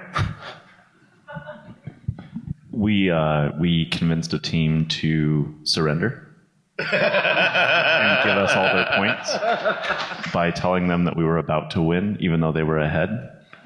And so they joined and all became ghetto hackers. Actually, I'm gonna relay something we were talking about earlier, an anecdote we were talking about specifically in the ghetto hackers playing. So it wouldn't be an instance of Caesar having seen this occur as a novel way to score points or win the game, but having executed a novel way to win the game. They basically convinced the CTF organizers at the time that they needed to store a half rack of equipment that they had. So they had your little like. What would it be, 20-ish U rack. And they had completely built out entire faceplates of real servers and stuff. And they like stuffed a person into the half rack and actually got them to store it in the room with all the rest of the CTF equipment and infrastructure overnight. Because they're like, well, we need a place to put this, right? And so obviously out creeps person. Single roots all the machines. Single roots all the boxes. Reboots them all. Peace. Puts them in single user mode. Roots them all. We come back in the morning, having not prepared or worked or done anything the night before. Like, we win. Come in, we'd be like, we're been drinking all night. The contest is over, so let's all just go home. And we got a whole bunch of points, and it was pretty good. The contest was not over. Well, no, we I did not go already home. mentioned the Bash RC one, which is fantastic. When we were playing, we once snuck the root search from one of the teams and got first blood on every service. That was during your game. This works pretty good. I can just like go to the next most popular one. So how do you come up with unique flags or challenges? I think that means challenges or services every year, aside from following CVEs or repeating content from. That was actually a serious source of exhaustion. It is. That's like, actually like mental exhaustion of attempting to come up with services. And we used to end up even, like, we would literally scrap 2 or 3 services every year because they wouldn't get deployed correctly or they wouldn't be done. But like coming up with unique ideas of like, oh, here's a web service that helps you make a sandwich, like, or whatever. Well, and now with 20 years of DEF CON Exactly. history. Now you want to like do something original and like. And that's just DEF CON history. That's not talking about every other CTF. All the other CTFs, yeah, for sure. 100 plus probably per year. Like, how do you actually be unique? You can't really be unique anymore. No, definitely not. That's why we would actually basically, the real truth of the story, how we produced our services was mostly about getting a bunch of people in a room, getting a bunch of whiskey in the room too, and like just bullshitting until funny ideas came out, and then like codifying that list into services. And then going and deciding what kind of exploit goes into it, what kind of whatever. But every one of those services had a little. For us, what we've done is we've really introduced multiple architectures. Like 3 years ago, I think we had 5 different architectures in one game. I think it was x86 and MIPS. We even had Windows IoT ARM challenges running a Power PC shell or something like that. And this year, of course, like I mentioned, we have the custom architecture that we built. But it really is, we've had to push it. Nobody's quite explained this. Custom architecture means a system for storing bits in electronics. Right. So imagine an like instruction things like set. x86. They implemented a CPU instruction. Yeah, we implemented a CPU. Processor, a VM, all up on top of nothing. It's whole cloth. And by it's we, fantastic. I mean Lightning actually did it, but single-handedly. Epic. Yeah, it was just pretty good. Yeah, that's pretty much and the caliber of people who are playing are just phenomenal. Like, they frighten me now. People like Loki and GeoHodge, scary good. Yep. So the challenges, the level that we have to do for the difficulty has astronomically increased. Like the medium challenges back in the day are now easy challenges for everybody. Totally true. Yeah, tools have gotten so much better too. You don't want to write a challenge that's going to be auto-solved by a tool under a minute. So, yeah, like things like anger and stuff like that. stuff. You have, it's just, you have to keep up with the state of the tools and try to find the weaknesses in the tools so that you still get the human who's got to do the deep dive. That's a good segue into the next actually set of questions. There's several related to CGC and sort of automation. Lessons learned from Cyber Grand Challenge. It's been a year. Was it a success? Hackers are obsolete. Was it a success or a failure? I'm looking for one. I sorted these and now I can't find one that I saw earlier. There's this one. Mostly for Vizzy. How many years until a computer wins DEF CON CTF? Right? That's So the thing that the computers have trouble with, right, is the dirty tricks department. And so I think it'll be a while, unless a game is designed specifically for the computer system. I mean, that's really kind of where we're at. Like right now, I think CGC was a really good example of this just massive leap forward in technology. But at the same time, you have to keep in mind that it was a reduced instruction set and a reduced syscall set and all these other things that add a really sufficient level of complexity that I think there's still a lot of wiggle room for like the human dirty tricks department kind of mindset. So I think it'll be a little while yet. But it depends kind of on the structure of the game. So if elements of the game require creative thought and unique approaches, I think that'll continue to kind of be an arms race. I only think it matters if they have arms. If you have to actually go lockpick something that the computer Right, won't exactly. do that well. Oh, and actually, that's a really good example because you guys were notorious specifically for incorporating into CTF a whole bunch of side games, where those side games were like every team gets issued this ancient hard drive that was like gigantic, and that hard drive is painted your team's color, and it's going to be out at the DEF CON shoot, which I think still happens, right? Yeah. terrible. Yeah, the incorporating the DEF CON shoot was mine. Right. That turned out to be a really bad idea. Right. Well, and so basically, I think a team got some bonus points for like having like basically punched a hole with a bullet like through the most center point of the drive or something like that. Computers aren't going to do that for a little while yet. So The other aspect with computers is you have to freeze the game, right? Chess doesn't change. Chess is chess. It's been chess forever, and a computer knows how to play chess. And yeah, how would the computer deal with this new architecture? Yeah. Right. So Read the we manual. want to see something different every year. We want to throw curveballs every year, and it's unless you advertise that some amount of time in advance, like the CGC version that you guys did last year. I think in DEF CON CTF in particular, I don't think we'll ever see it because that's not the game we humans want to play. All we'll ever need is 64K of RAM, right? So what probably wasn't clear earlier, but 4 people up here were involved in the CGC competition in some way. And then for those that aren't aware, DEF CON CTF last year was mostly more or less CGC compatible, right? And the winner of CGC, the machine, was a player in the CTF competition last year, which kind of ties all these questions back into the panel. So it's sort of a related question that I won't direct at anybody in particular, but so it's been a year, right? CGC was last year, and the CTF that had the computer was a year ago. Was that a success, a failure? Was it sort of a nod in history? I would say it was definitely a success. I really am a fan of the fact that Anger was released open source.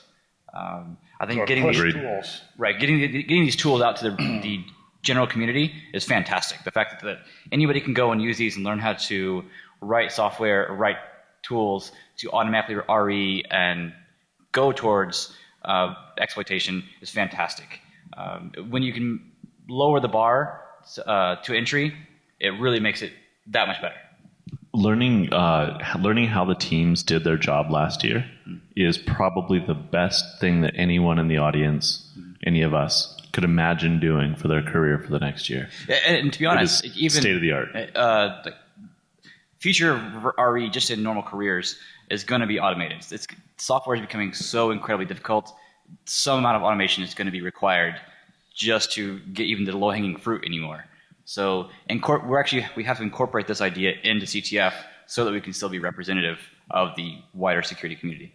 Yeah, I think that the mistake people make when they look at CGC is to think that the goal was to build a purely autonomous system, and that wasn't the goal. The goal was to advance the state of the art in software analysis. And we'll see it. We saw it last year. We'll see it this year. Is that software automatons assisting humans, making humans better at what they're doing is probably where we're going. The best chess playing systems in this world are hybrid systems that pair computers with chess players, not purely computers.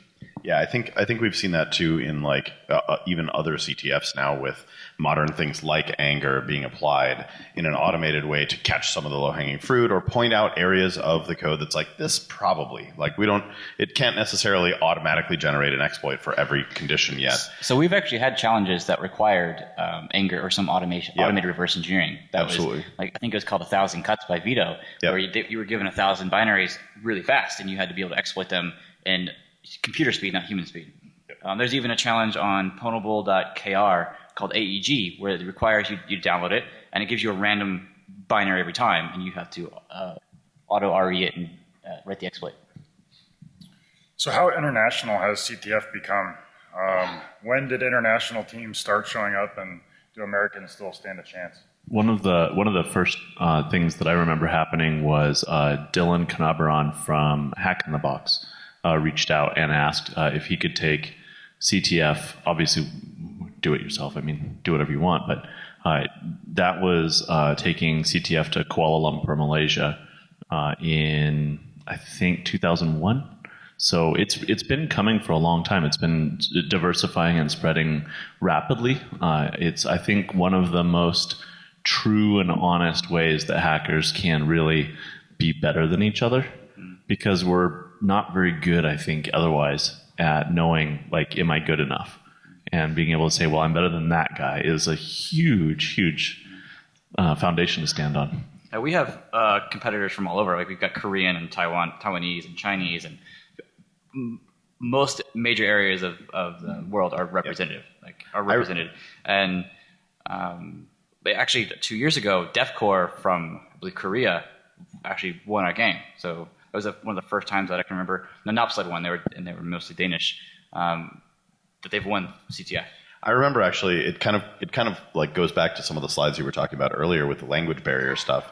I think the first like fully like non-English speaking team was a couple of the Korean teams that were fielded early on in the Kenshoto CTF, and like we actually had to really specifically sit down and think like, what are we going to do about this? Because we don't want to create a game like the game isn't about English, the game is about bits, right? And so like we actually tried to create we actually went through several iterations of attempting to create like pictographic representations of like stealing a key submission and things like that with like little like, you know, stick figures and stuff like that, because the language barrier was so significant that I remember actually one of the captain of the Korean team at the time, they did amazingly well in quals. They like whomped everyone in quals that year. They show up at the actual game and they had a lot of trouble, but it was mostly about understanding what was going on and the actual mechanisms of the game. And the captain of that team came up to me and was like, I think this next year we're going to work on hacking English. Nice. Some of those stickers, I think that might have become stickers later on. Yeah, no, they were totally so stickers. At the top there, you can see them. Oh yeah, actually, no, that's exactly some of what I'm talking about. We were like, yeah. So I mean, clearly you didn't make those like right then, but like that became a thing for later. Yeah. So I guess speaking of that, what's with all the Japanese or like sort of Asian references, right? So like when Miles ran it, it had like the big. It's his fault. The red. Did you have a pagoda, Miles? The Japanese thing, right? No, I think that was actually. Is that cut out? Okay. We did. We decided that we wanted to give away a championship belt, so we gave away the Root Fu Championship. It was like a boxing belt, like a literal like WWF like belt. Yeah. So we made up this whole concept of Root Fu. And it was going to be, a measure of how good you could compete against other people. And it basically turned into hacking, and the whole thing fell down. But as a theme, we had all the cultural references in Blade Runner and hackers, and I mean the connection to cyberpunk, Chatsubo. I think it was just kind of the Gestalt hacker meme at the time, as were a whole lot of bad ideas and things that were growing past. So we don't have to live in that world forever, but I think it was just the way everything grew up then. We kind of just followed suit. I mean, Kenshoto actually, the name is in Japanese, right? So for us, there was that tie-in, but it was mostly out of the influence of that same sort of cyberpunk picture that you guys had created.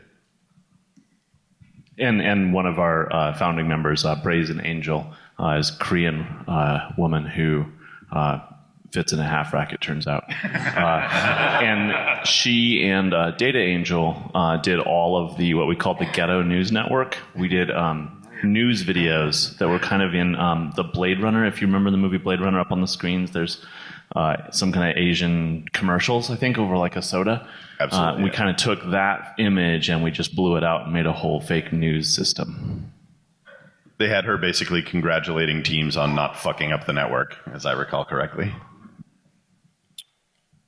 So I just have some backup slides that show some of that. There's I can't remember what that's called, but it's like the Japanese thing for something religious, the red thing in the background there. And certainly the Japanese stuff continues over time. So what's I wanted to, this one. So how do you find middle ground in the challenges between the ones that are too easy and the ones that are too hard? Everything is too easy. Yep. hackers are so much better when they're under pressure than we are when we're sitting around trying to be cool. The way we had to modify our scoring algorithm, the way we do it, is so for quals, everything starts out at 5 points except for babies first. And the more people solve it, the less it becomes worth. So it just kind of, they were self-correcting. Because it's funny, if you write a challenge, it's really hard to judge how hard it is when you write it yourself. So wait, it's 5 points when I get it, but then so many people follow along that I lose my points? Right. So that's fantastic. Yeah. We also that's so much smarter. We made other people in Kenshoto actually do all the challenges with no prior knowledge of them. And testing. Testing essentially. Time is the problem. Because the problem is it's also really easy to implement a challenge where there's some like leap of faith that you didn't realize you've made. and that other people wouldn't and aren't part of like a logical analysis progression. And so that being the case, like we had found challenges. Actually, there were one or two in your guys' game too, and there have been others, and specifically usually in quals rounds, where like there's some like leap of faith required. If you actually, I think the best examples are listen to the crazy ass explanations of the DEF CON badge challenges, where they're like, I realized that these dots were actually Morse code of geolocation things that were airports, that then if you arrange the airports and then reverse their letters, and just all these things that you're like, why did you think to do that in the first place? And so like we didn't want to have challenges that were why did you think to do that in the first place? We wanted there to be this sort of like thread through them. And essentially the way that we enforced that was just entirely, here you go, other person on Kenshoto, like go break this and solve it. It's also really easy to make questions that are easy for your top 1%. And so it's like no one gets it, and the top 1% gets it in 5 minutes, and then where's the rest of the contest? Well, but that's so for the real game, that's what we were shooting for, because we were basically, if anyone was topping out that bar and solving all the challenges, they weren't hard enough, right? So for us, we considered it a failure in any year if someone solved all the challenges.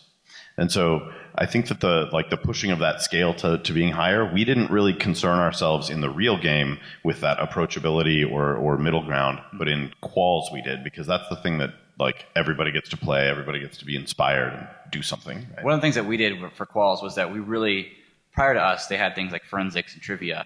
And because those weren't really necessary for the actual finals game, we only did like punables, we did like guerrilla programming, things that you have to know in order to succeed in finals. So forensics, where you have to go and take the first bit of every sector off the NTFS drive or section. Oh, that was terrible. That was also before you did flag, open brace, close brace. That's when you were guessing. Yeah, we left those in because we wanted quals to be accessible to a large number of people. Yeah, it was a conscious decision for us. That's why we added babies first, because we wanted that same approachability without it still be directly be directly applicable to the game. Play school, my first heap exploit. Yeah. Have you guys ever seen evidence of collusion? So we literally colluded with teams all won the time. via collusion. We only won by collusion. Have you ever where's Xeon? Is he here somewhere? There he is. So I think at this stage in the game, for us, most people have at least begun treating it by like a gentleman's game.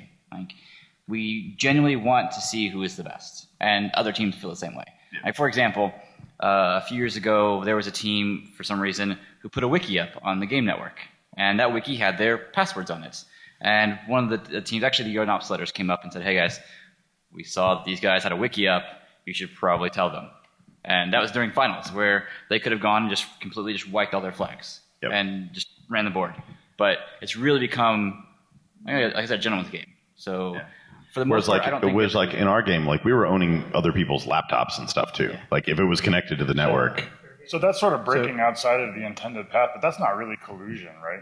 There was legitimate team collusion, at least in one of the Ghetto Hacker wins, and I mentioned Xeon and Didrev and stuff like that from back in the day, because that's actually a really hard thing from a game mechanic to detect. Mm-hmm. And so we actually I mentioned the idea of like, to like mess with the teams, we had services that weren't exploitable, but they were actually canary services, because if someone submitted a token from another team, either the game mechanism was broken and they managed to get tokens they shouldn't be able to, or they're colluding. Mm-hmm. So we were very concerned about that, because it's almost impossible to totally prevent, right? If you're just like slide a couple of tokens by here and there between two teams so that they can like get way far out ahead, you make it so that it's a race between 2 rather than 8 or 10, right? Yeah, for us, the biggest problem with collusion happens in quals. You have less control over quals than what's going on in the game itself, because it's not on your own infrastructure. They're not in a room.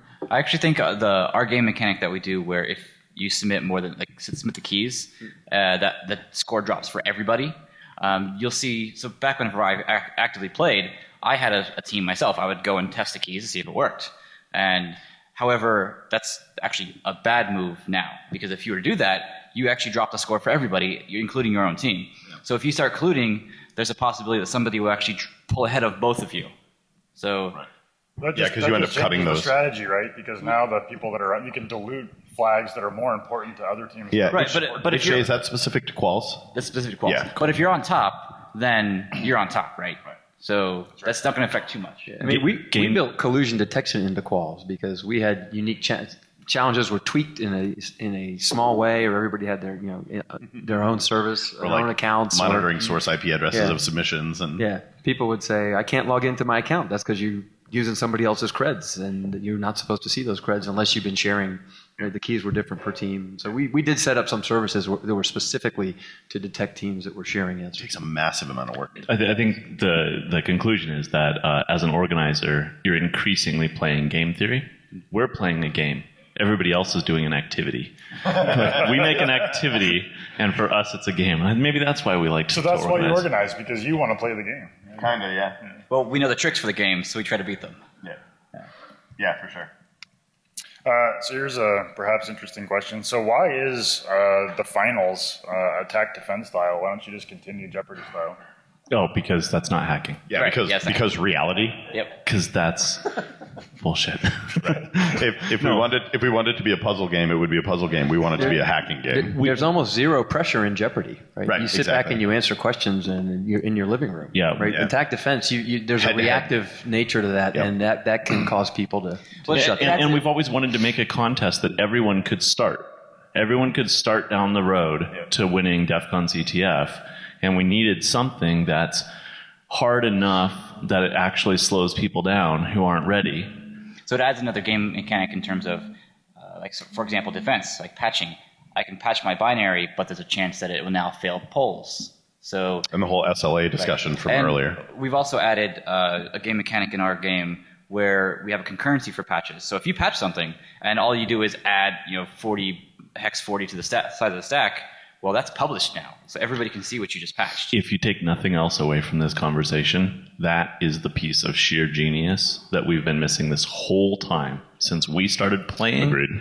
Is when you add defense, everyone else has an opportunity to do the same. That turns it, I think, really into a game, finally, for the players, because now, do I accept your patches blind? Oh, PPP. Like, they've definitely backdoored patches. Like, they'll patch something and then, go ahead, use our patch. See what happens. Yeah, and like purposely deploying patches that then cause other people to try and analyze those to figure out what was going on. Purposely deploying a harmless patch that doesn't actually necessarily fix anything, but sufficiently complicates something Or that a patch you with use queuing that you bugs. use resources of the other team having to try and reverse engineer. Like, what the hell does that patch mean? I've definitely heard of patches with QEMU bugs in them. Yup. Yeah, you can create an obfuscated code contest, sub-contest, as a player now while you use this system. Which really ultimately becomes like a team captain leadership triage contest, really, because Who came up with this idea? So it was actually the guys who did CGC. That was their idea. Yeah, it came from I CGC. thought it was Just, genius. It was just the most fantastic. important thing that's happened.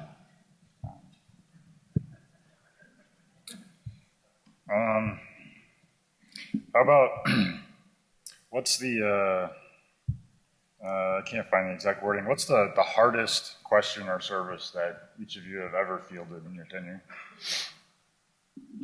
That's hard. super tough. Yeah, and it's like no preparation. You just have to come up with it. But like, which one are you? I would say every new CTF is so much harder than the old ones that listening to anybody but Hawaii Joe is probably a waste of time. Because the new contests are just so much harder. So I'll give I invented a CPU in order to write bugs on. It's such a high bar. One of our guys, Salir, sorry, not Salir, it was J-Dub, he wrote a MUD, a full-featured MUD, where you had to go in and collect certain numbers of items from each, from NPCs, and then that's your shellcode. So in the place. Then you actually trigger the overflow, and the number of items you have of different types becomes your code.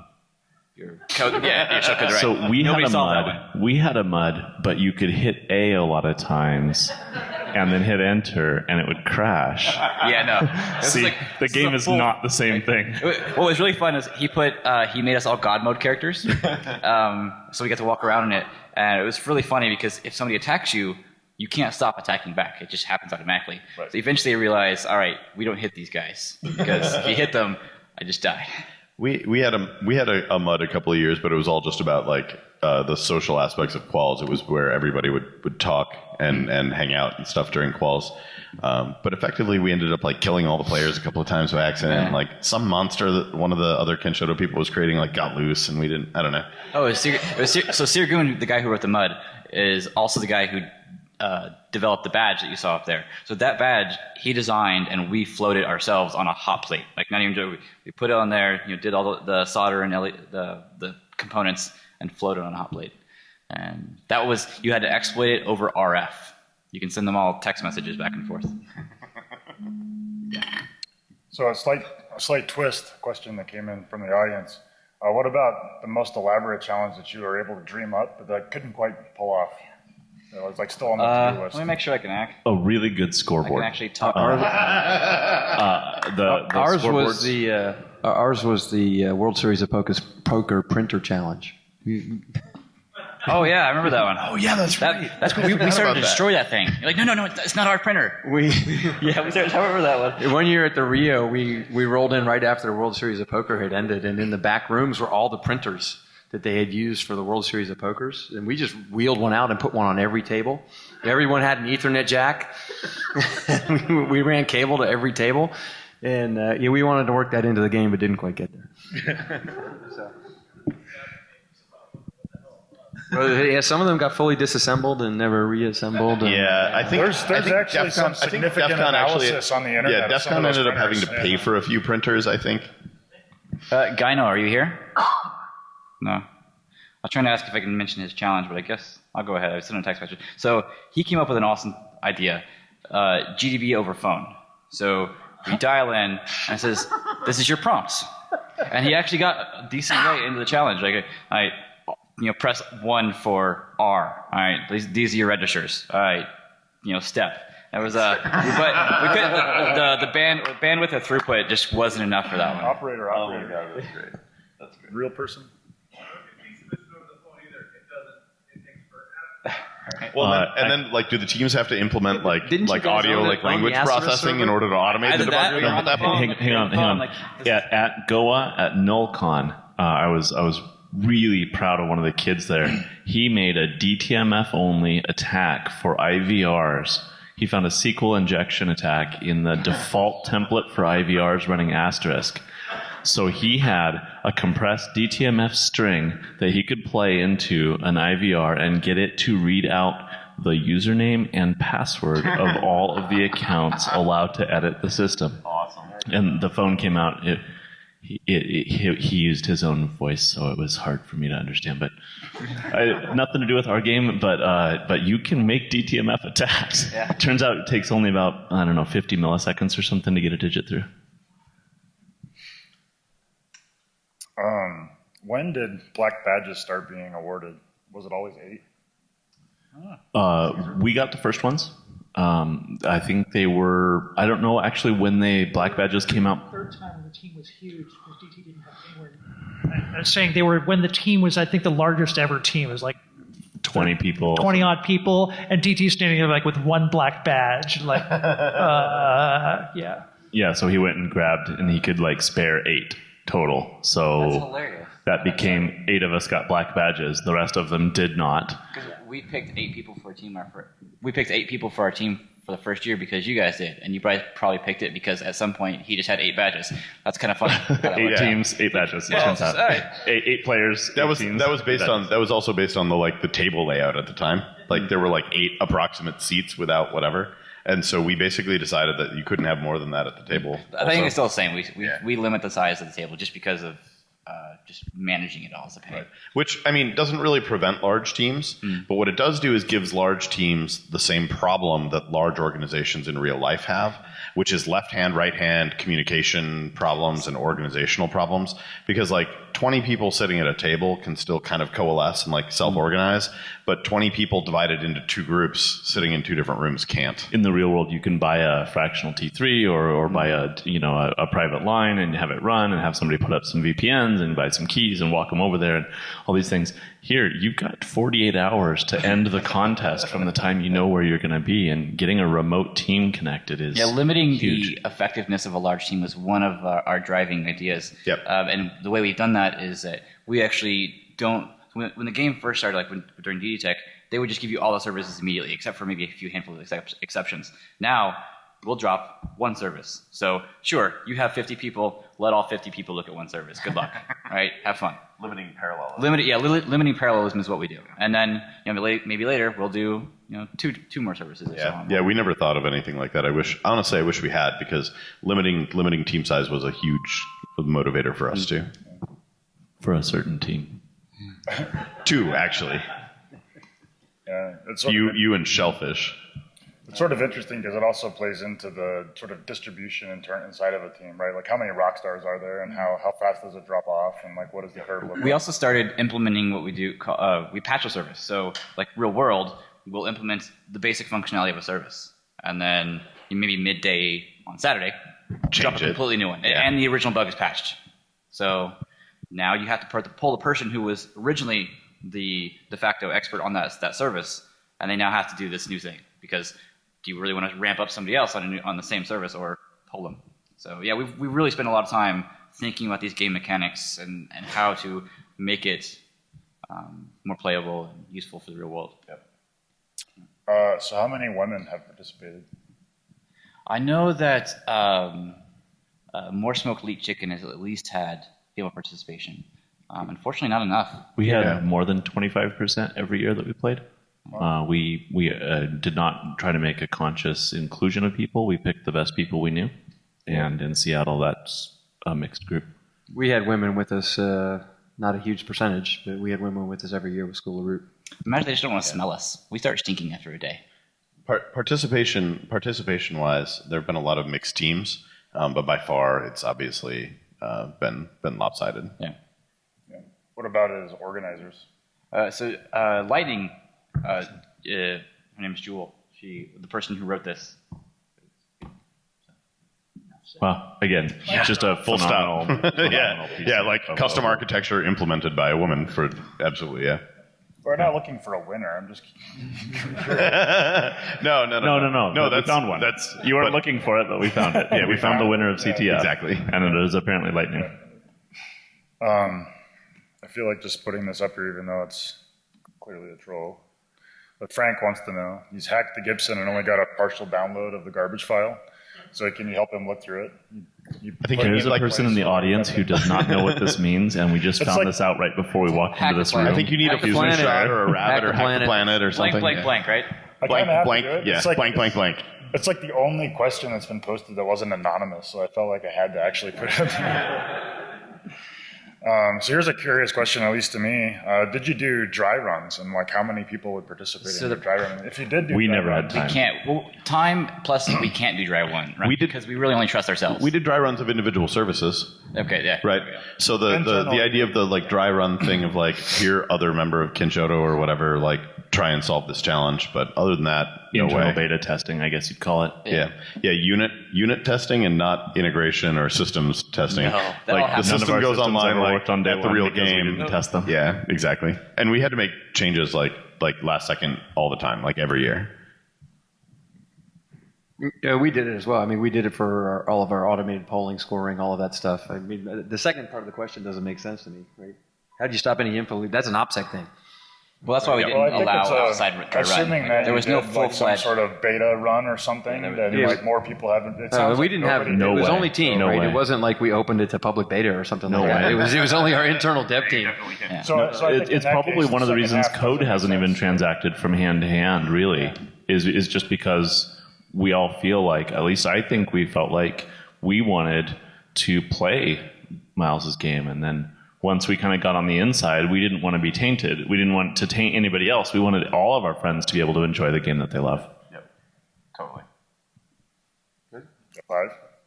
Oh, we're done? Okay. The program says another 9 minutes, but we can be done if you want us to. My beer's empty. Mine too. All right, last more question beer. then. Let's go. What qualities do you admire most in the teams that compete? Fury. Like there are teams that just like throw down and they don't do anything else. They don't sleep. They don't eat. Do you remember the Mad Swedish Passion. Hackers? Yes. I gotta say, like, I admire no whining. Yeah. As an organizer, that becomes a big problem. I agree. Like that's a big issue. But Yeah, just the I would say fury, same the thing. passion of it. like, the fact that you can go and you spend 12 hours, 10 hours in front of a PC, and then you go and spend all night in front of doing the same thing. It's pretty hardcore. Like get them all of it. Yeah, that's. Yeah, the endurance. It really is at some point an endurance And feat. you know what's funny is thinking about that is you're right now the cost entry is, well, they get free entry now. It wasn't when you guys was the case, but they get 8 badges per team. But before, when you'd have to pay, We didn't even get badges. oh yeah, when you pay, you go and you come here, like especially people coming from far away, like Russia and Japan, and they spend their entire weekend in front of a computer. The exact same thing they do at home, but they come in here and do it. So. Yeah. Aside from that, the thing that always shocked me as an organizer, time to solve is the thing that I always looked at, right? Something drops like radically faster than you expected it. That's like an instant. That's frightening wow. sometimes. Yeah, agreed.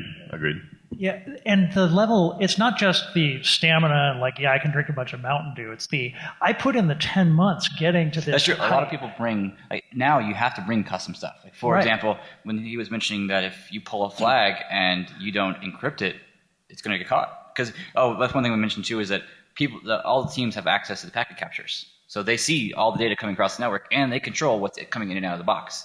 So if you don't encrypt your data back and forth in your shellcode has to implement this encryption, then you're going to fail. All right. Do you have something? Just one of the things in time to crack. I don't know if it was you guys.